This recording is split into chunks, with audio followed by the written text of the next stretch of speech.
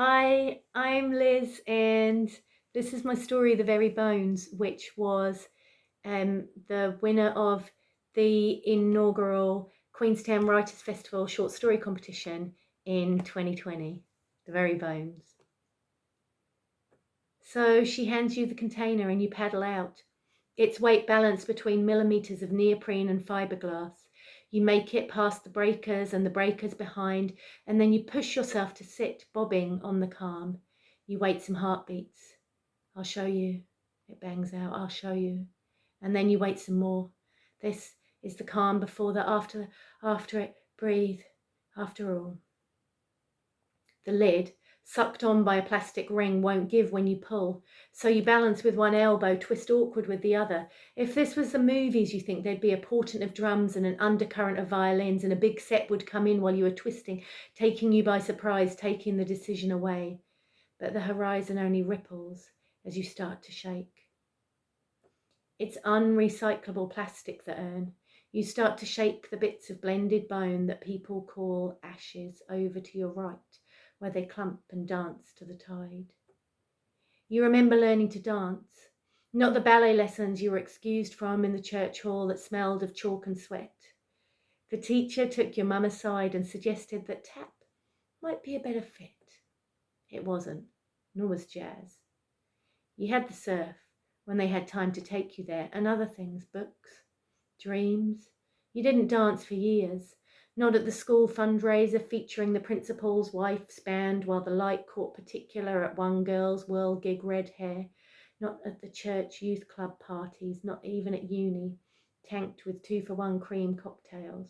You stood, arms folded, and pictured the peel of wave after wave after wave. You learned finally in the arms of Cuba, 23 and chasing your dreams, and there you were on a beach. The surf was less than average. The government, in fact, were arresting surfers as suspected escapees. And the beer was cold and the guitar guy vibing, and she put her left hand in the left hollow between your ribs and your hip, her right hand on your right shoulder, her chin draped on your left collarbone, her lips. Dance, she said, and you did. You danced with her until your visa ran out. It wasn't because of the dancing that he cut you off. Family, he said. Duty, no kid of mine, he said. In my day, you've got to know the value of a good hard day's yakka, he said. Contribute. Surfing is for bums and layabouts, and if you don't change your tune, you won't get a cent. And then he spent a lot of Christmases while your own dad was lying cold in the ground, laying out sentences that ended up about swanning off around the world chasing waves, and don't test him, and meaning what he said. And then he rewrote his will. Everyone in the family knew it. He made sure they all knew it. Everyone at the weekly meat raffle too. Sausages, chops, brisket and rump. And they knew enough to know not to upset him either. There are a lot of countries that won't let you in with only a one-way flight, but you worked out fast enough that you could show them a ticket onward instead of a booking to go back. So that's what you did. And that's how come Aussie, Indo, Vietnam, Sri Lanka, Portugal, Ireland, Cuba, Canada, San Diego. You pitched yourself in the row of batches behind the $1 million batches. Your flatties laughed when you called them that. Laughed when you called them flatties. A lot of punchy laughter in between the waves. The serious business of surf with the first possible tide every day. Too if it's good. Home to refuel on pasta, rice, beans. You jobbed in hostels, in markets, under tables. Nights you couldn't sleep, you went out dancing. You got really paddle fit, your deltoid muscles hard, defined. You learned to swim out through the chop without thinking. Turtle rollers second nature, pop up and paste to the front of your board if it was a longboard day and that kind of mood. You told yourself you could remember the first surf, that day you stood on the beach at Keratani looking up at your actual dad. It's the story she told you over and over, the one you loved to hear when he was in hospital and later in the ground. You holding the birthday present board, hot pink foam on top and a black and white monster below. Him pushing you back gently so you stepped forward, revealed yourself goofy. How you insisted on fixing the leg strap yourself while the board bashed around in the shallows. How he taught you to paddle through the very first day. How you could both have walked out anyway. He placed your hands here, Here. Gave the board a little shove into the whitewash. Up, get up. 1 foot, 2. You stood up, so straight, and waved, and she waved back to you from the beach, and your dad was standing waving beside you, and you were all in the right place at the right time and snap. That's the picture that stayed on the mantelpiece till her replacement husband took it down during one of his knowing the value of things sessions. Did she try to grab for it? Did you? Is that how you both ended up on the floor crying over pieces of glass? You cried that day when it was time to come in, ate 2 bowls of macaroni cheese and slept for 3 hours in the afternoon. Those were the years sleep came easy. Now, night hours clenched, training yourself to ignore her incoming calls at the edges of the dark, given the time difference, trying not to imagine her hopeful, deliberate dial in the pantry, one hand resting on the flower shelf or scrunched into her apron pocket, the other around the terrestrial hulk of a phone that she still called on. You said, "Come on, Mum, I'll get your mobile," and she thought she might like that, to be able to text you and look at the pictures. But he said no. And more specifically, that girl, meaning you, isn't going to get a penny, remember, so don't you, meaning her, be taking charity off her, meaning you. You're not sure still some days where the line is between you and her, and you tried not to imagine her out in the rhododendron patch, pulling out weeds, looking over her shoulder, putting her left hand on the small of her back and her right hand on the creosote fence as she raised herself to her knees to stand and went and made him his 10 o'clock cup of tea. But you had to leave, right? What else would you do? When she told the story about your first wave, she never knew to include the part where your legs were shaking so hard to please.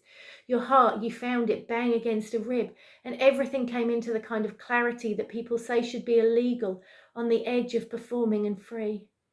You tried to explain it to a girlfriend once who said, "Yes, sweetie, it means you're in your element." And she tucked a salty, escapey curl behind your ear.